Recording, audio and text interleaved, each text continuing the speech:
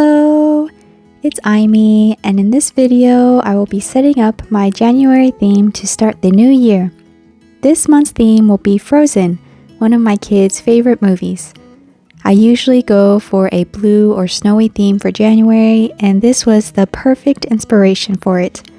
I'm not the best at drawing people, so I looked up some references on Pinterest of Anna and Elsa. I came across a really cute drawing of them hugging and was super happy that I found the original artist on Instagram to properly give them credit for my cover page idea, @Nyamun.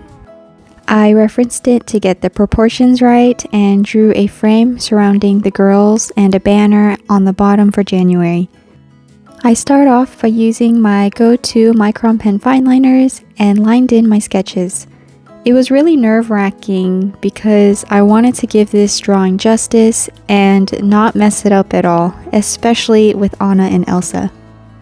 I can't believe that this will be my 4th year of making bullet journals for myself, and I'm really happy that I've been doing it for so long. These past few years have flown by, and it's honestly crazy how much progress I've made from doing these. I say for myself because technically I've made 2 other ones before I started my own journey. They were more like planners, but I made 2 in the past for my friend, and if it wasn't for her asking me to make them, I would have never known this community existed in the first place, so shout out to her. I have photos of the first and second one, so maybe one of these days I will show you my progress from then to now.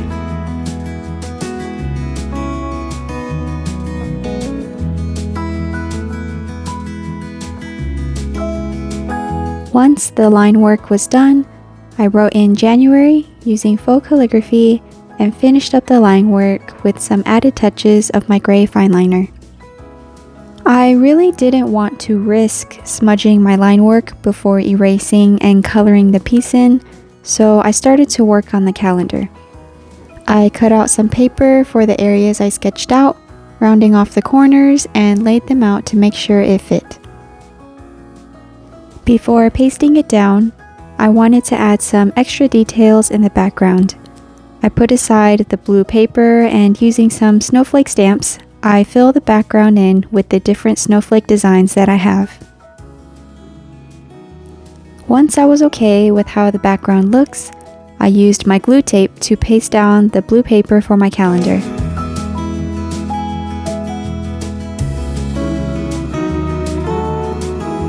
There were some areas that were too empty for my liking, so I went back in with my stamps to cover it up, while also adding some stamps on the edges of the paper.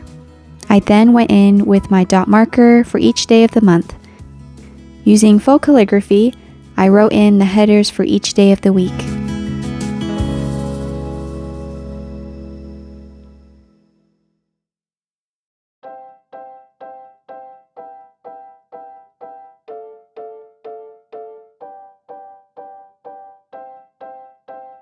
I start to color in my drawings with my go-to Tombow brush pens. Whenever I am in a time crunch, I always use these markers. I kept it simple and colored in Anna and Elsa using light colors to fill in the doodles.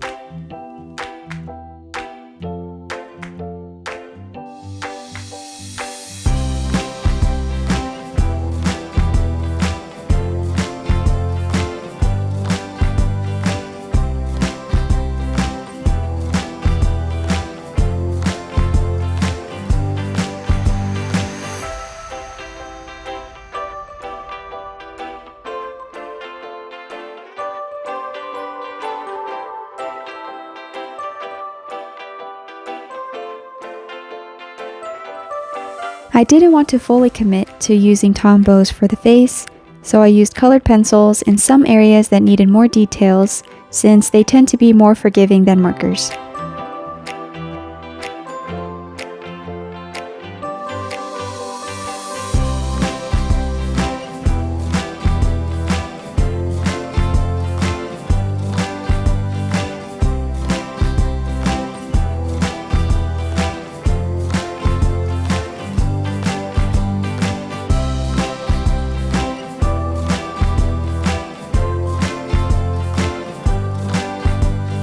Adding some final touches, I went in with my white gel pen to make a sparkly effect on Elsa's dress.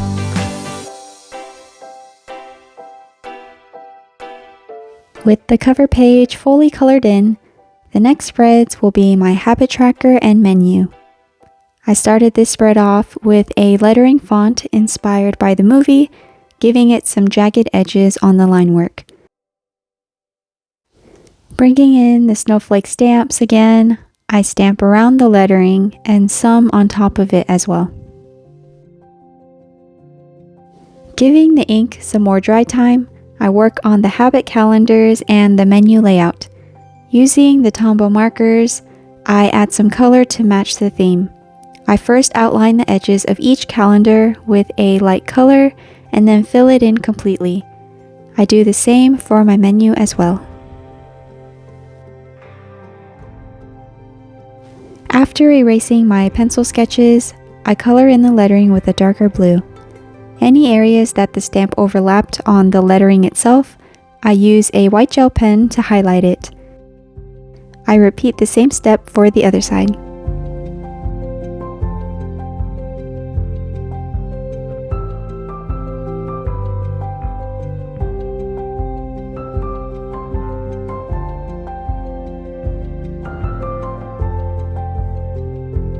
Even though I wanted to add a bit more details, I left it as is and moved on to the weeklies. I have been obsessed with Dutch store style weeklies because of how much time it saved me last year. I decided to do the same for this spread and cut out some blue paper to paste on each side. I followed the lines I sketched out and started to cut off the excess paper for the Dutch doors and rounded off the corners of each paper. I made a mini calendar on the corner of each week, using the same colors and method as the habit trackers. Then I make a header for each day of the week using a darker blue.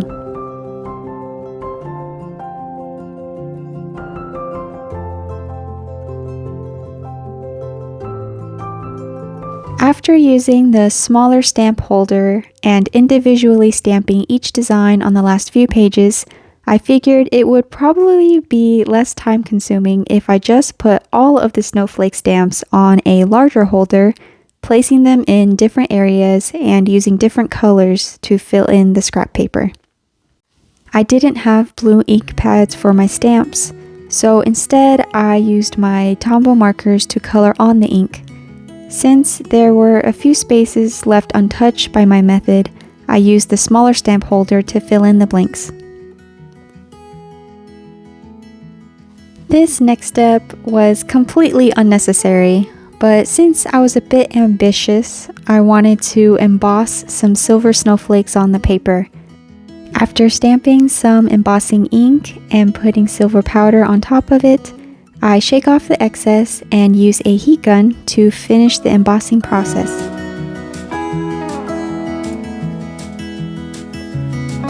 With my snowflake borders completed, I pasted them on each side of the Dutch doors.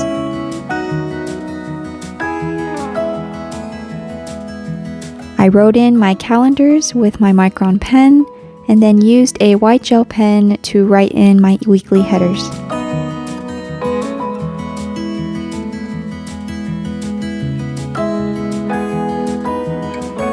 Here is the complete flip through of my 2025 January spreads. I really wanted to keep things on the simpler side with most of my spreads. As much as I love making extravagant spreads, I wanted to have a good start for the new year and get things back on track. I also have way too many projects that I want to work on, and I don't want to spend majority of the time working on each month and putting things on the back burner. I hope that you have a great fresh start to the new year, and I look forward to making more content for 2025. Thank you so much for watching. Take care of yourself, and bye for now.